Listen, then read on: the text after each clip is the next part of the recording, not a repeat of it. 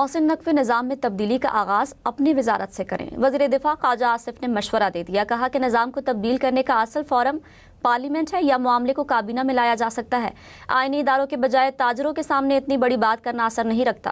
National action plan کے 12 نکات وزارت داخلہ کی ذمہ داری ہیں، ان نکات پر عمل درآمد کر کے نظام میں تبدیلی کا آغاز کریں۔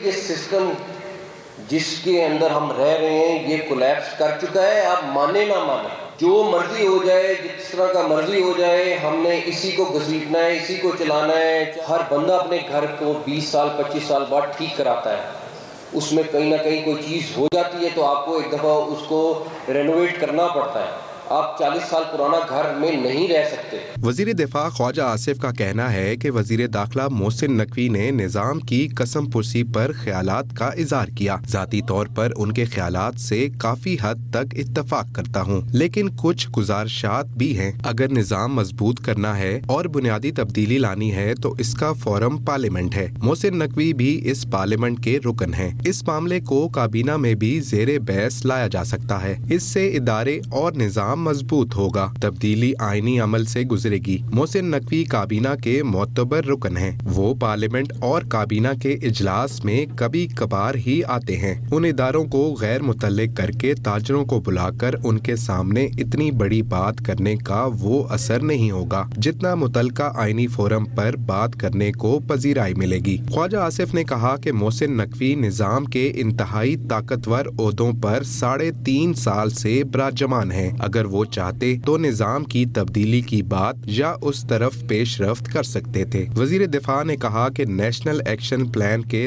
13 میں سے 12 نکات وزارت داخلہ کی ذمہ داری ہیں۔ محسن نقوی نظام میں تبدیلی کا آغاز نیشنل ایکشن پلان پر عمل درآمد سے کریں۔ نظام میں تبدیلی کا آغاز اپنی وزارت سے کریں۔